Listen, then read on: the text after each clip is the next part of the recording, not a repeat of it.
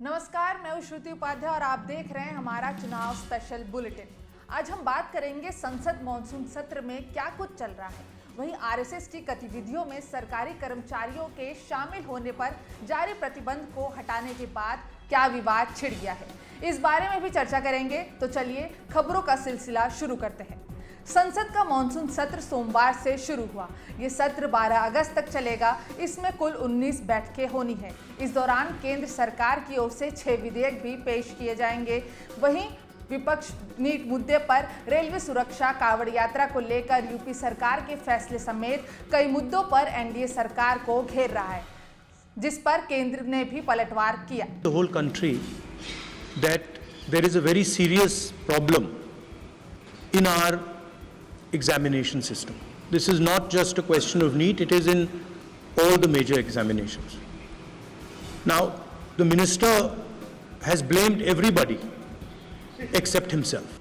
That there are millions of students in this country who are extremely concerned at what is going on and who are convinced that the Indian examination system is a fraud.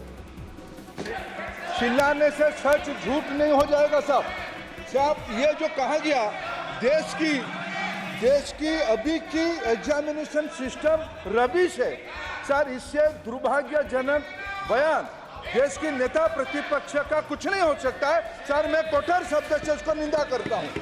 बाकी रहा, मैं sir आपके सामने, आपके माध्यम से देश के सामने सर एक तथ्य रखता हूँ सर। जिन्होंने रिमोट से सरकारें चलाई है, 2010 में 3 बिल आया था सर शिक्षा सुधार के लिए। उन्हीं की पार्टी के नेता आदरणीय कपिल सिब्बल साहब 3 बिल लाए थे। उसमें से एक बिल था एजुकेशन, उसमें एक बिल था prohibition of unfair practice bill 2010, जिसके उद्देश्य एजुकेशन इंस्टीट्यूशन में माल प्रैक्टिस को बंद करना। सर मेरे सरकार की हिम्मत है, अभी हमने पब्लिक एग्जामिनेशन की रेगुलरिटीज में बिल लाए, कानून बनाए। क्या मजबूरी था कांग्रेस पार्टी की, क्या मजबूरी था नेता प्रतिपक्ष की? उन्होंने उस बिल को उल्टा किया, किसकी दबाव में उल्टा किया? केंद्र सरकार ने आरएसएस की गतिविधियों में सरकारी कर्मचारियों के भाग लेने पर लगे 58 साल पुराने प्रतिबंध को हटा लिया है। अब सरकारी कर्मचारी भी आरएसएस के कार्यक्रम में शामिल हो सकेंगे। केंद्र सरकार के इस फैसले को विपक्ष ने पुरजोर विरोध किया है। कांग्रेस ने इसे संधिकरण की सियासत करार दिया है। वहीं बीएसपी प्रमुख मायावती ने ट्वीट कर लिखा कि ये फैसला गलत है और सरकार को ये तुरंत वापस ले लेना चाहिए। जो भी सरकारी कर्मचारी हैं वो अब आरएसएस की जो एक्टिविटीज़ हैं उसमें भाग ले सकते हैं, जबकि 1966 से ये बैन था। कांग्रेस का ये कहना है ये संघीकरण हो रहा है। ये पूरी तरह से गलत है। ये संघ में लाने का एक प्रयास है कि सब लोग संघ में आवें, संघीकरण हो जाए और संघ की भावनाओं के अनुसार काम करें। ये बिल्कुल गलत है। देखिए, आरएसएस एक विचारधारा है और उस विचारधारा से देश का बहुसंख्यक लोग जो हैं मुखालफत करते हैं। 70% से ज़्यादा लोग इससे असहमत हैं। तो ऐसे में एक विचारधारा के साथ लोगों का जोड़ना, और कर्मचारी को हमेशा निष्पक्ष रहना चाहिए। वो एक विचारधारा के साथ जुड़कर काम करेगा तो निष्पक्षता नहीं बचेगी। ये कह रहे हैं कि ये सैफ्रनाइजेशन हो रहा है, संघीकरण हो रहा है। निश्चित रूप से हो रहा है, दिखाई तो दे रहा है। इसको उठाएंगे संसद के अंदर? निश्चित रूप से। उत्तर प्रदेश में 10 सीटों पर होने वाले उपचुनाव से पहले कांवड़ यात्रा को लेकर सियासत जारी है। दरअसल योगी सरकार ने कांवड़ यात्रा रूट पर पड़ने वाली दुकानों पर मालिकों के नाम और मोबाइल नंबर लिखे जाने का आदेश दिया, जिसे लेकर विवाद शुरू हो गया है। अब ये मामला सुप्रीम कोर्ट पहुंच गया है। Association for protection of civil rights नाम के एनजीओ ने सुप्रीम कोर्ट में याचिका दाखिल करके यूपी सरकार के आदेश को रद्द करने की मांग की है। अब इस मामले पर सोमवार को सुप्रीम कोर्ट में सुनवाई हुई। सुप्रीम कोर्ट ने उत्तर प्रदेश और उत्तराखंड सरकार को नोटिस जारी किया है। इस मामले पर अगली सुनवाई 26 जुलाई को होगी। रुक करते हैं झारखंड का, जहां इस साल विधानसभा चुनाव होने हैं। खबर है कि झारखंड में बीजेपी पीएम मोदी के चेहरे पर चुनाव लड़ सकती है।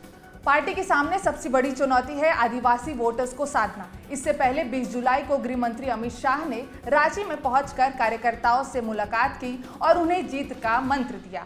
ये भी कयास लग रहे हैं कि बीजेपी बाबूलाल मरांडी या अर्जुन मुंडा में किसी एक को सीएम फेस बना सकती है। नई दिल्ली सीट से बीजेपी सांसद बांसुरी स्वराज के निर्वाचन को चुनौती देने वाले आप नेता सोमनाथ भारती को दिल्ली हाई कोर्ट ने फटकार लगाई है। कोर्ट ने उन्हें याचिका में मौजूद गलतियों को सुधारने को कहा है। अदालत ने नोटिस जारी करने से इनकार करते हुए सोमनाथ भारती को कहा कि याचिका में इतनी गलतियां हैं कि कुछ भी समझ में नहीं आ रहा है। इस मामले की अगली सुनवाई अब 13 अगस्त को होगी। आपको बता दें कि सोमनाथ भारती ने नई दिल्ली सीट से बांसुरी स्वराज के खिलाफ चुनाव लड़ा था, जिसमें वो हार गए थे।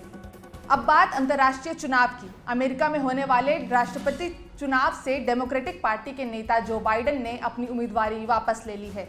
बाइडेन ने चुनाव ना लड़ने का ऐलान करते हुए एक लेटर जारी किया। बाइडेन ने लिखा कि उनका रेस में बने रहना देश के हित में नहीं है।